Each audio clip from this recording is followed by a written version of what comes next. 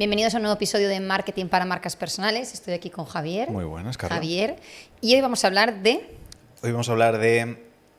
por qué hay que poner contenido de valor en tus redes sociales, que es maravilloso y es vale. magnífico.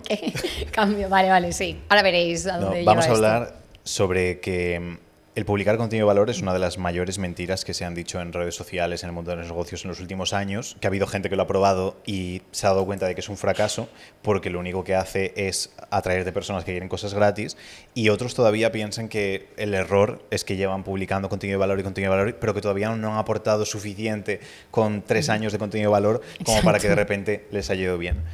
Entonces, en el episodio de hoy vamos a hablar un poco sobre por qué el contenido de valor no es la solución, qué otro tipo de contenido que es también muy popular, que se dice, haz esto que va genial, tampoco es la solución para la gran mayoría de personas, por qué se está mencionando que ese es el buen contenido, y luego qué un par de contenidos pueden publicar que tiene más sentido para su negocio que lo que se suele decir de manera común. ¿Que ¿De dónde nace todo esto? Exacto, y antes de entrar en materia y de ver cuál es la solución a este problema, tienen mucho más sobre esto de forma diaria en tu email. Ah, bueno, efectivamente. Exacto. Es que me va a Carla ordenando todo. Sobre esto justo, además sobre parte de este episodio, ayer justo el email fue sobre eso. Un email casi todos los días en javierdesanpedro.com/email y listo, que se suscriben y van a recibir cosas maravillosas. Que por cierto, hice un experimento con eso que luego os contaré. No en el podcast, sino luego os contaré en privado. Vale, me iba a apuntar. Experimento contar. No, está funcionando bastante interesante. Si sale bien a la larga. Es decir, a los clientes ya les dije que se lo adelantaría, pero a la larga lo podemos comentar también por aquí. Vale. Entonces, todo esto viene porque esta semana hicimos un taller sobre lo que llamamos contenido de chef. Porque nosotros diferenciamos en 2 tipos de contenido. Los 2 tipos de contenido no lo hemos comentado en un podcast tampoco, ¿no? No. Vale, está el contenido que llamamos de cocinero y el contenido que llamamos de chef. Entonces, la diferencia entre ellos es pues las 2 figuras a nivel culinario de esas 2 personas. El cocinero es la persona que es una mandada, en el sentido de que tú vas a un sitio donde hay cocinero y le dices, tal, quiero esto, pero me quitas el tomate de este plato combinado y me pones un huevo frito y esto no me lo hagas de esta manera. Y el cocinero dice, genial, te lo preparo en un momento. O se lo dices al camarero y luego se lo pasan al cocinero. Porque la figura del cocinero es una figura como más esclava que vive por y para lo que quiere su audiencia. Entonces, si te dice, oye, pásame un poco más el filete, oye, pásame un poco más el no sé qué, oye, échame tal cosa, el cocinero lo tiene que hacer. En cambio, la figura de chef es diferente, porque la gente va para que el chef elija lo que sabe que va a ser lo mejor. Porque al final la figura de chef se supone que si es un buen chef sabe mucho más de cocina, sabe mucho más de hostelería, sabe mucho más de unir sabores, tal y cual, de lo que podemos saber nosotros. Entonces tú cuando vas a un restaurante donde hay un chef, un restaurante con estrellas Michelin o con algún tipo de recomendación, premio, etcétera, tú vas con la idea de que el propio chef sea el que te oriente en qué tienes que comer. Y por eso muchos de esos restaurantes ya van con un menú degustación, que lo mismo hemos hablado sobre las ofertas de menú degustación, en el cual tú vas para vivir la experiencia que el chef sabe que va a ser mejor. Y normalmente, cuando vas a un buen restaurante, dices como, Dios mío, no se me habría ocurrido a mí jamás hacer esto y que estuviese tan rico. Y por eso tienes a un chef, que es una persona que se ha formado, que tiene experiencia y tal, para que ocurra. Lo fatídico sería ir a un restaurante de estrella Michelin, que saliese el chef y dijese, bueno, ¿qué os apetece comer hoy y tal? Pues me apetecería carne a la brasa. Ostras, ¿y cómo hago la carne a la brasa? ¿Cómo te gustaría que le hiciese? Tal, es como, y yo qué sé, eres el chef, deberías saberlo. Entonces es la diferencia que después trasladamos a redes sociales, en que el contenido de cocinero es preguntarle en una stories a tu audiencia, chicos, ¿sobre qué os gustaría que hablase? ¿Os gustaría que hablase sobre esto? Dadme recomendaciones de para qué hacer vídeos de YouTube, tal y cual. Y que yo mismo lo he hecho hace años atrás porque pensaba, oye, pues tengo que vivir para servir a mi audiencia en lo que va a ser mejor para ellos. El problema es que ellos no tienen tanta experiencia como tú, entonces a lo mejor van a pedir cosas que ni son buenos para ellas, ni son útiles para ellas, y que tenemos que adoptar esa perspectiva de ser un chef y crear contenido de chef, de nosotros saber qué es lo que le viene bien a nuestra audiencia, qué es lo que va a hacer que resuelvan sus problemas, etcétera, etcétera, y ya adelanto que contenido de valor no es. Exacto, de hecho, bueno, ni es contenido de valor, ni es contenido de... Vale, es que hay 2 tipos de... Exacto, por poner un poco sobre la mesa los 2 formatos. Vale, hay 2 formatos de contenido que son como los más populares en el mundo así del emprendimiento, de las redes sociales, marcas personales, etcétera. Y normalmente se dice hay que hacer contenido de valor, siempre se dice primero como el contenido es el rey, content is king, publicando contenido vas a solucionar todos los problemas. Primera cosa, no. No pasa. Ni el crecimiento va a ser todos tus problemas, es decir, hay cosas más importantes, todo es importante, pero si pusiésemos un ranking, el contenido no estaría entre las primeras. Y la primera es contenido de valor, aporta valor a tu audiencia, tal y cual, todo esto. Y como la idea o la historia detrás de eso es da contenido de valor que las personas puedan ver, que aplicar las cosas que dices, tal, que vayan consiguiendo resultados, o pon contenido de valor y luego ellos te pagarán por la implementación o te pagarán, en inglés dicen como dales la pasta y te pagarán por la salsa o por hacer la salsa o cosas así, o dales todos los ingredientes y te pagarán por cocinarlos o cosas así.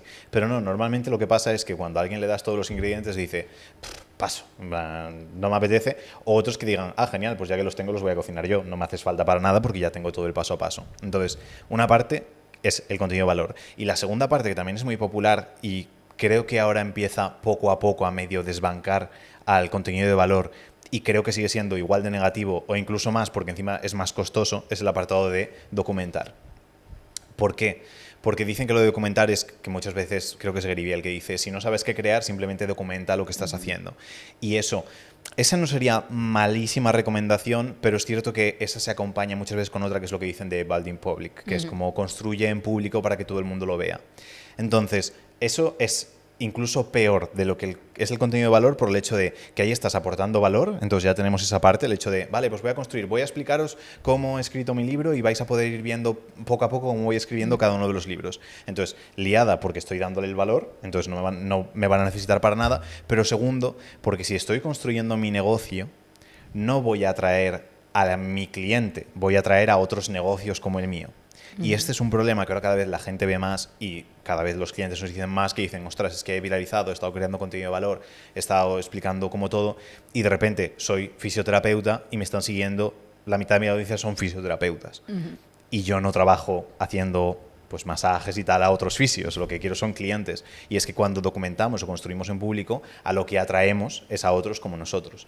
Y ese es el problema y esa es la liada al hacer ese tipo de contenido. Y luego que además que este tipo de contenido de... Ahora volvemos al tema de valor, que también quería añadir una cosilla, pero en el tema del documentar es que además requiere mucho esfuerzo, porque no es solo hacerlo y lo pongo y ya está, ¿no? También lo querrás evidentemente enseñar bien, querrás pues precisamente eso, documentarlo, aportar contenido extra, información, capturas, tal, y eso requiere como un sobreesfuerzo. Y luego por no hablar de el resultado, que depende de lo que hagas. Está bien mostrarse vulnerable, está bien mostrar, ay, me he equivocado y demás, pero depende también de... No queremos ver a un médico diciendo que se ha equivocado, no queremos ver a alguien organizando, yo qué sé, es que hasta montando una web y diciendo me he equivocado y lo he puesto por error, o sea, no queremos ver errores tampoco. Sí, es que hasta si hay que controlar un poco. Hasta si me dices que estoy haciendo lo de documentar porque no tengo experiencia, porque quiero ganar reputación, tal y cual y todo esto, el problema es que si dices, por ejemplo, nos dedicamos a marketing de tiendas online y queremos ver cómo con publicidad se puede llevar una tienda a vender 10.000 euros al mes, por ejemplo. Si yo digo voy a empezar a hacer eso, hasta que no termine ese proceso, la gente va a estar expectante a decir a ver si realmente es competente o no. Sale bien esto. Claro, por eso. Entonces es difícil al plantearte cosas, porque si haces cosas muy básicas de decir voy a enseñarte cómo puedo crear una publicación de Instagram en un día, cosas así, son cosas tan fáciles que directamente no llaman la atención. Pero si nos ponemos un reto como muy grande, la gente va a esperar a decir vale, a ver si lo cumple para saber si es competente o no en esos aspectos. Entonces hay que tener cuidado con X tipos de contenido porque no siempre nos salen como a veces pretendemos. Aquí de cara a documentar me está viniendo una persona que tengo en Instagram, que no viene al caso, una persona que sigo, que no se dedicaba a esto antes y ahora ha empezado yo creo que gestiona carteras, por lo que entiendo que comparte de inversión y demás.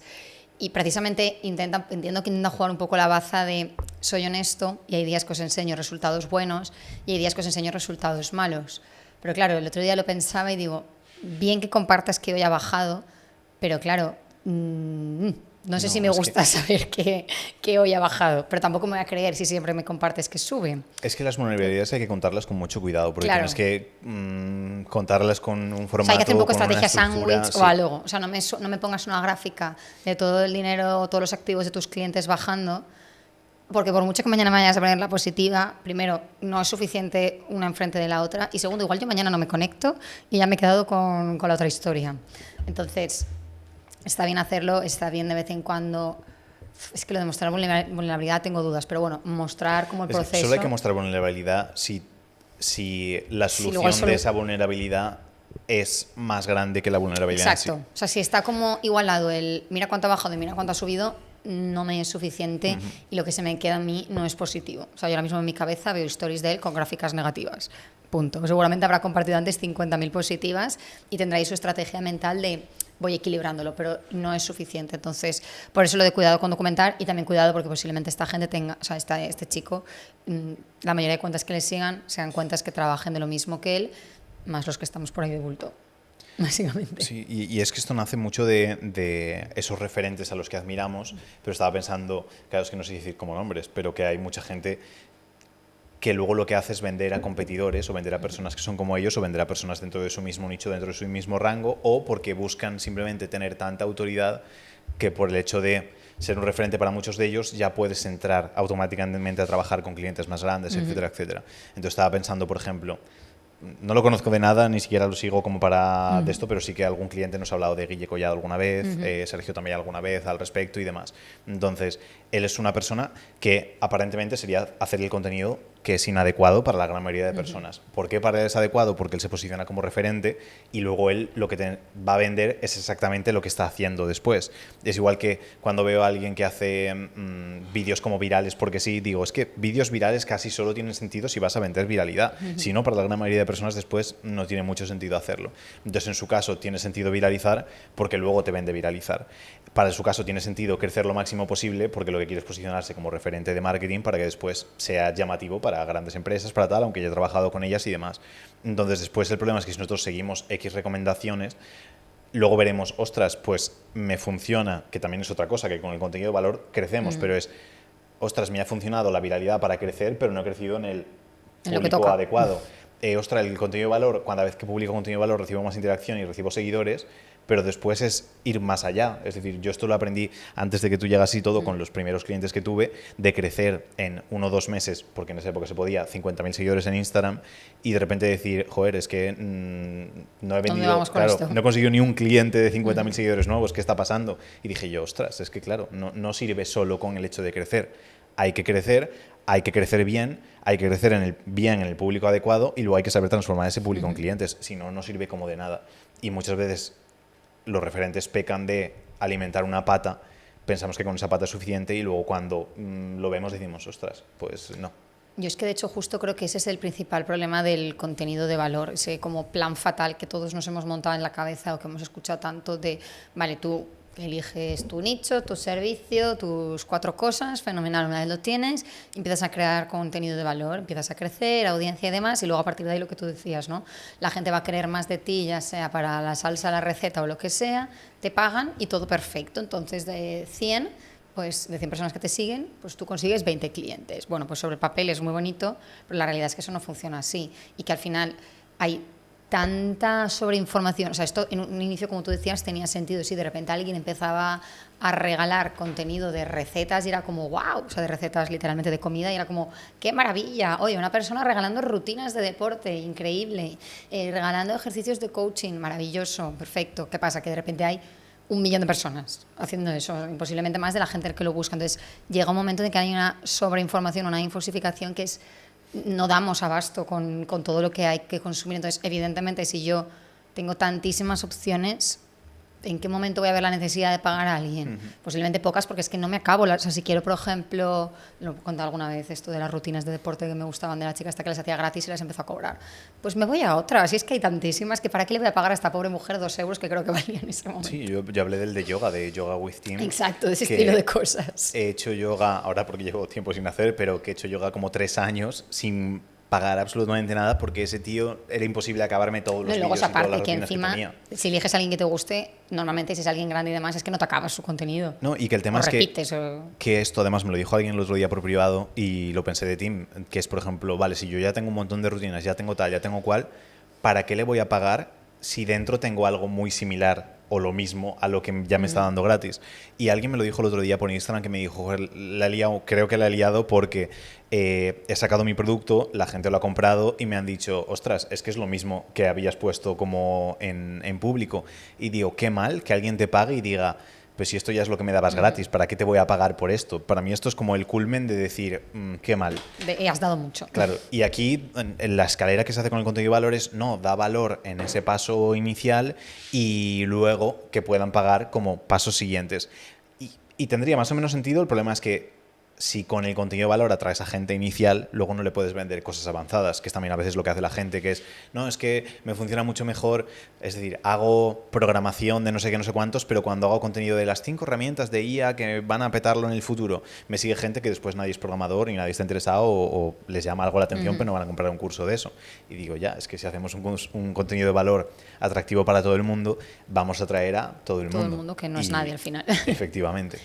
De hecho, de cara a lo del contenido de valor y de ese traspaso, ¿no? De te consumo gratis a te consumo de pago, sí que es cierto, o sea, aquí tengo como dos ideas enfrentadas, ¿no? Por un lado, sí que es cierto que creo que es importante, pues lo hemos dicho siempre, ¿no? El estar presente, el que la gente sepa un poco de ti, el que haya algo, ¿no? de lo que puedan ver para generar como esa confianza, que es, bueno, ahora pasaremos a esta segunda parte, ¿no? Que son estas piezas de contenido que sí que deberíamos de publicar, pero por otro lado, y esto lo decíamos también mucho antes, esta reflexión, sí que considero que cuando consumimos mucho a alguien gratis, pasan dos cosas. Una, que nos genera una cierta sensación de insatisfacción, porque a pesar de estar consumiéndolo no vemos resultados, que no tiene ningún sentido, porque yo siga a alguien que hace rutinas de abdominales no quiere decir que yo vaya a tener abdominales, o porque yo siga a alguien que hace recetas increíbles no quiere decir que yo vaya a cocinar maravillosamente, pero sí que me da esa sensación como de lo estoy viendo todo el rato y no lo consigo. Entonces, por un lado, como frustración por ahí y mal, y por otro,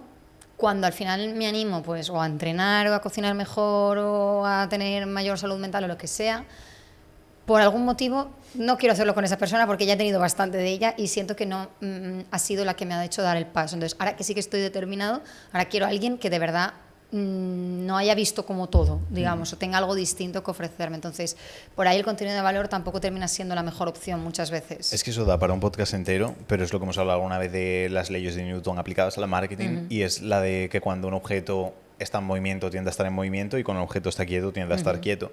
Y esto es, a mí me ha pasado muchas veces y es de las cosas más insatisfactorias que hay. Y luego también lo he visto que lo he hecho yo con otras personas, que hay personas que yo ya posiciono, es decir, que llevo consumiendo contenido gratis tanto tiempo que para mí ya es persona de contenido gratis. Y como he pasado tantos años en quieto, no me voy a mover. Y luego han sacado cosas, y lo digo muchas veces, por ejemplo, del fundador de ClickFunnels, de Russell Brunson, que he consumido contenido de gratis del de él infinito. Y vale que le he comprado el producto, pero luego ha sacado un montón de cursos y cosas que seguro que son la caña, pero para mí es como, es que este tío me ha enseñado tanto y ha aprendido tanto como gratis o con los libros, que no veo la necesidad de, ya lo he posicionado en eso. Y como llevo tantos años, porque desde que empecé, tantos años posicionado como persona quieta, para moverme va a ser hiper difícil. Y luego he contratado a gente y le paga un montón de dinero a gente que a lo mejor había conocido de hace 2 semanas, me han gustado X detalles que he tenido y digo, para adelante y ya está. Y son cosas que puedes decir, si es que es súper absurdo, pero es como funciona. Y como una persona esté consumiendo contenido tuyo gratuito porque le estás dando rutinas, porque tal, porque igual, es lo que dices, si ahora me planteas hacer yoga, pues seguramente no fuese donde Tim, porque digo, ¿para qué si ya tengo un montón de cosas ahí? A lo mejor buscaría esa cosa extra o que alguien ha sabido hacer ese contenido que me haga clic y diga, ostras, pues voy a buscar un formador para eso. Entonces, que la inercia que se genera es muy, muy, muy importante, y como alguien nos posicione en esta persona me da contenido de valor gratis, que medio nos olvidemos de que esa persona se convierta en cliente. Exacto, y sobre todo también que quede como clara la idea de que no es que no haya que crear contenido o que haya que aparecer 2 veces al mes por Instagram para que la gente tenga ganas de verte, o sea, no es un tema de volumen de publicación, sino de qué se publica, sino de la forma como tal, o sea, porque tú escuches todos los días un podcast de una persona, de lo que sea, si está bien orientado, si está hacia donde tiene que ir y que no es hacia el valor y hacia el documentar, tú vas a seguir teniendo ganas de trabajar con esa persona. O sea, no es un plan decir, pues ahora ya no publico y publico una vez a la semana. No es la solución, porque si esa vez que publicas sigue siendo valor, estamos haciendo lo mismo, pero casi que menos inteligentemente, porque aún habrá gente que nos superará, ¿no? en volumen. Entonces, no es un tema de publicar menos, sino es un tema de publicar mejor o de otra forma. ¿De qué forma? El otro día lo comentaba en el email, ayer o anteayer, en el email, que al final todo contenido tiene que dar por resultado 2 cosas. Uno, o maestría, o mostrar que somos competentes, y el otro es dar esperanza. Entonces, en el taller vimos dije 10 formatos y luego añadí 2 de bonus, Dos entonces eran bonus. 12 formatos de contenido que se pueden aplicar. La gran mayoría, obviamente con sus matices y sus cosas, pero la gran mayoría se podían dividir en dos, en los de maestría o los de esperanza, que por nuestro nombre es contenido de demostración y contenido de cambio de paradigma. Entonces, explicamos. El contenido de demostración es simplemente contenido que demuestre que somos competentes en lo que hacemos. Y aquí entran multitud de tipos de contenido que podemos hacer, pero al final la persona... El contenido de valor, lo que intentan traducirlo es que la persona entienda que si estás aportando valor, controlas y sabes sobre la cosa. Pero para eso no nos hace falta aportar valor. Lo que podemos hacer es demostrar competencia. Si la persona sabe que somos competentes, es suficiente como para que nos contrate. Y esto lo vemos porque al final la demostración de competencia básica por la que nos hemos regido durante siglos es el diploma o el soy médico porque tengo este título. Que un médico tenga título se supone que no te debería demostrar que va a ser buen médico. Simplemente que ha pasado pues X patrón, pero que salen miles y miles y miles todos los meses. Quiere decir que tiene unos conocimientos los necesarios para ser médico, pero no sabes si es la caña o no, pero te demuestra competencia y tú te fías de ese médico. Y a nadie se le ocurre a este médico... yo creo que este no tenía mucha idea. O eso. Y al final el demostrar, el aportar valor se hace con esa idea, pero no es necesario. Si el médico me dice, si yo voy y le digo, oye, me encuentro fatal, tal y cual, pero eso, no sé si eres la persona adecuada para hacerlo y me dice, no, sí, mira, porque para solucionar esto podrías tomarte esto. Y digo, genial, vale, pues me lo tomo. Venga, chao, cuídate, ya no me hace falta contratarte. En cambio, si me dice, pues sí, esto lo he trabajado, tengo este diploma, tengo estas cosas de que he trabajado en todo esto, tengo esta experiencia, tengo tal, y dices, pues vale, sí, me creo que seas competente en esta área, por lo tanto voy a contratarte y ayúdame a solucionar este problema. Entonces, es dejar ese contenido de documentar que estábamos mostrando antes y pasar a un contenido más de demostrar. El hecho de decir, soy competente en las cosas que hacemos. Y hay mogollón de formatos para hacerlos, más atractivos, más fáciles, más difíciles, pero que partamos de la base de decir, lo que tengo que hacer es mostrar que soy competente en mi área sin la necesidad de darle la solución a la persona. Y ya digo, hay miles de ejemplos en todos los negocios del mundo, el ejemplo del médico y demás, para decir, no hace falta que yo te dé una muestra de mi restaurante de estrella Michelin, de un plato, como para que sepas que este restaurante es bueno. Hay 1000 factores alrededor que ya te dan a entender que ese restaurante es bueno. Exacto, o sea, sí, digamos que para cada uno de los dos formatos que todo el mundo te dice que hagas y que funcionan fenomenal y que seguramente tú mismo ya estás viendo que no funcionan tan bien, ¿no? Que es el de, por un lado el de valor y por otro el de documentar, están como estas dos versiones, bueno, has mencionado una de momento, que es pasar de dejar de documentar a empezar a demostrar como tal, y la siguiente sería el tema del valor, ¿no? O sea, dejo de compartir contenido de valor, entonces ¿qué? Entonces, ¿solo estoy hablando de mí todo el rato y demostrando? ¿O cómo puedo...? Cambiamos al otro tipo de contenido, que es sobre el que más hemos estado pensando y todo el tema, y parte todo ese contenido por el hecho de que normalmente cuando una persona tiene un problema, es decir, como marcas personales profesionales normalmente solucionamos un problema. Entonces, cuando una persona tiene un problema, muy rara vez una persona tiene un problema y dice, voy a buscar quien me ayude a solucionarlo. Que a veces sí. Normalmente hay una fase previa de intentar la autosolución de ese problema, a no ser que te cortes un brazo y digas no tengo ni idea de cómo hacerlo, pero normalmente, yo qué sé, me duele la cabeza, por ejemplo, y lo primero que se tiende a hacer, si no tenemos experiencia previa por ese problema, es decir, ostras, pues voy a buscar en Google, ¿qué hacer para el dolor de cabeza? Tomarse una aspirina, se la toman y dicen, ostras, no se me ha solucionado. Dolor de cabeza, me he tomado aspirina y no funciona. Tómate una infusión de no sé qué, te la tomas, no funciona. Y dices, mierda, creo que tengo que buscar a alguien que me pueda echar un cable con esto. Entonces, hay que partir de la base de que cuando alguien tiene un problema, normalmente ese problema lo ha sostenido durante el tiempo e incluso, que puede ser hasta positivo, lo ha probado con otros profesionales o con otras fórmulas antes y no ha salido bien. Entonces esa persona tiene una desconfianza, por eso hace falta ese contenido de demostración también, tiene una desconfianza de decir, ostras, es que no sé si esta persona, que es lo que nos dice mucha gente, es decir, el último chico que se apuntó al taller de este me dijo, no, y los dos últimos que se apuntaron dijeron lo mismo, decir, joder, es que estoy harto de contratar a gente que se supone que va a ser como la hostia y después lo contrato y veo que es una ruina. Y hay una desesperanza. Entonces, este contenido que hemos llamado de cambio de paradigma, el enfoque principal es el hecho de dar esperanza a la persona de que realmente se puede solucionar su problema. Porque cuando la gente prueba 3, 4, 5 cosas y ve que no funciona, es desesperanza lo que siente. El hecho de decir, vale, esto no lo voy a poder solucionar nunca, se va a quedar para toda la vida, o es imposible, en mi caso, hacer esto. Que justo me comentabas tú antes de muchos clientes que muchas veces dicen, no, es que estoy haciendo sesiones todos los días, terapias uno a uno con las personas. Que no hay otra forma en el claro, mundo. Y no hay ninguna forma, porque en mi nicho es imposible hacerlo así, porque he visto que no he intentado y es imposible trabajar de otra manera, tal y cual. Entonces hay mucha desesperanza en eso. Entonces te hace falta contenido de cambio de paradigma para dar esperanza a esas personas. ¿Por qué cambio de paradigma? Porque se basa en eso, en ayudar a las personas a que se centren o se fijen o miren en una dirección que nunca habían mirado anteriormente. Esto nace mucho de... Mira, el cliente que tuve, que creció 50.000 seguidores, no consiguió ningún cliente y demás, fui a varios eventos que hacía presenciales y demás, y creo que fue en privado, no fue en un evento, pero bueno, da igual. Comentó una vez el hecho de decir que muchas veces tenemos el foco puesto en otro sitio, y dice, y estamos continuamente recibiendo información y atrayendo cosas del universo, cosas así. Dice, lo que pasa es que a veces las atraemos en un sitio o en una dirección que no es la que pensamos. Y dice, por ejemplo, el tema del dinero, muchas veces la gente es como que dice, tiene que llegar dinero por ahí, tiene que llegar dinero por ahí, tiene que llegar dinero por ahí. Y a lo mejor en todas las otras direcciones está cayendo un montón de dinero, pero tú no te has dado cuenta de que tenías que girar y mirar hacia otro lado. Entonces pasa un poco con ese contenido de paradigma, que las personas están como, no, este problema ya es para siempre, es imposible solucionarlo, ya no se puede porque he probado esto, esto, esto y esto. Y de repente le dices, oye, ¿y si das una vuelta y planteas ese problema al revés, por ejemplo? Que el hecho de decir, estoy pensando en un ejemplo con un plato de cocina, por ejemplo, vale. Que sea... Me estoy imaginando el plato del revés. No, imagínate que a lo mejor estás haciendo un corte de carne, por ejemplo, hay cortes de carne que... A veces pechuga de pollo, por ejemplo, ¿vale? Planteemos la pechuga de pollo. Quiero hacer un guiso con pechuga de pollo y se queda súper seca la pechuga. Y entonces dices, no, y es que he probado a sumergirla en leche, he probado a echarle bicarbonato de sodio, he probado a hacer no sé qué, a cocinarla durante 15 horas, a hacer tal, pero Dios mío, es que siempre se me queda seca la carne.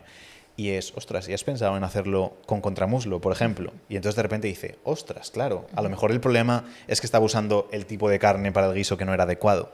Y a mí esto, mira, curioso que me pasó a mí.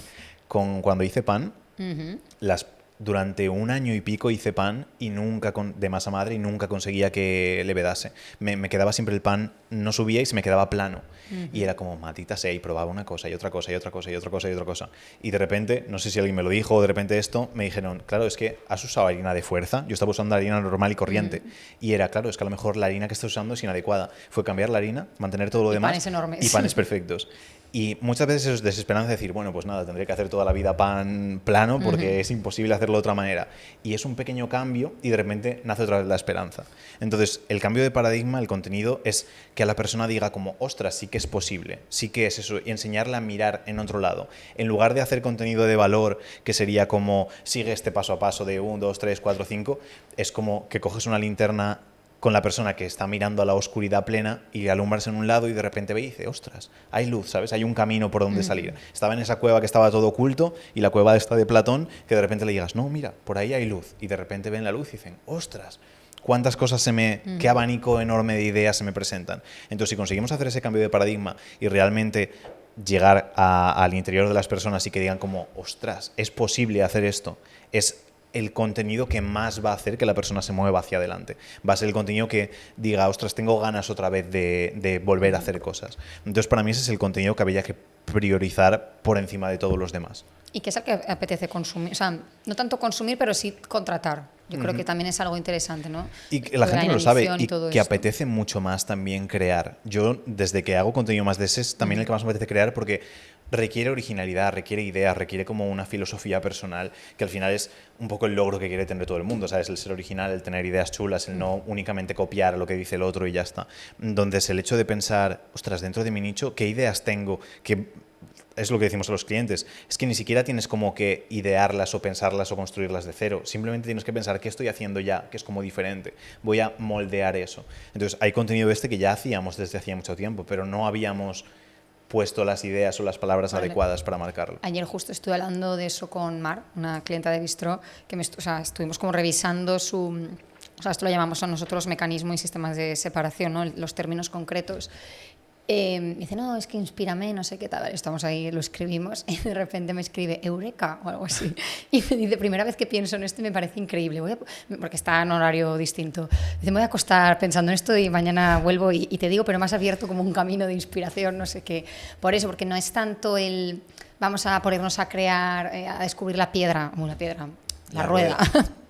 Es más vamos a coger lo que ya tenemos, démosle una forma diferente y sobre todo pensemos un poco, ¿no? Tal cual lo has dicho, de muchas veces es pensar en cosas distintas, es que muchas veces es simplemente pensar, porque creo que el contenido de valor, que también tanto ahoga y tanto cansa de crear y demás, requiere pensar mucho menos de lo que creemos, porque al final los ejercicios, las teorías, los pasos a pasos, eso son cosas que lo puedes escribir distinto, le puedes dar tu toque, pero al final son hechos, ¿no? Son como sentencias, digamos, no tienes tanto que pensar.